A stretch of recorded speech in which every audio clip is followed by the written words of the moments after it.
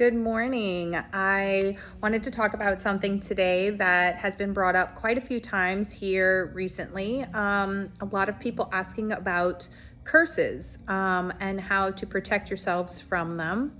And yes, there are many things you can do to help ward off curses, including crystals and evil eye jewelry, etc.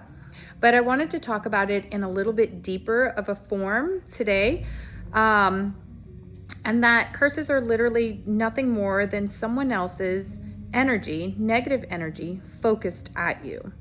And when someone else focuses their energy, positive or negative, towards you in a manner that is so strong that you can physically feel it, then it is either a blessing or a curse.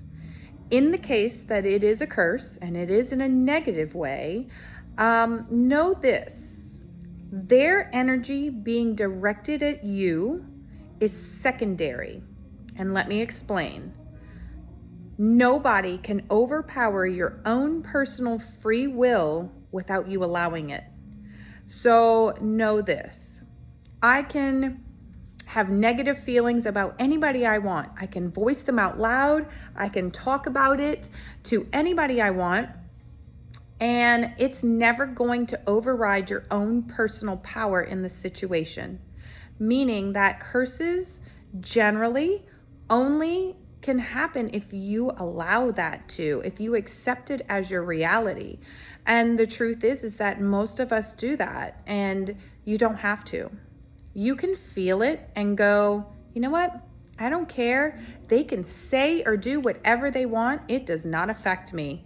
It only affects them. And the truth is that is the only people it affects. And we care a lot about compounding curses. And what I mean by that is people who will go to other people and say their negative intentions about you, and they will get other people to do the same thing.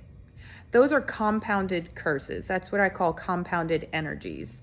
Those are a little harder to combat, but I find that if you then use your extra intentions, your sage, your protections, your crystals, your anything that feels good to you, that helps you feel and amplify your own personal protection, then use those. But don't ever forget your own personal power in this. And your own personal power dictates whether or not it affects you and to what extent. And I find that compounded curses only affect us because it affects our ego. It makes our hearts hurt. We define ourselves by what other people think about us so much that compounded curses tend to be a lot stronger than just somebody's own negative will towards you. And in that case, you need to have a belief, knowing, and understanding in yourself and your own power that it's greater than anything else anybody can do to you. If you have more questions, write them down in the comments. I'm more than happy to clarify and go in deeper for anyone who has a question about this.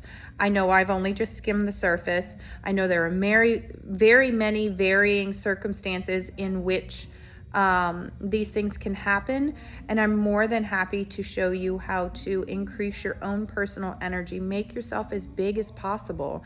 Your energy is way bigger than you believe it to be, and I can show you how to set up those protections. I can guide you in any way you need to protect yourself. Just know, first and foremost, your own personal power and free will overrides anybody else's for yourself.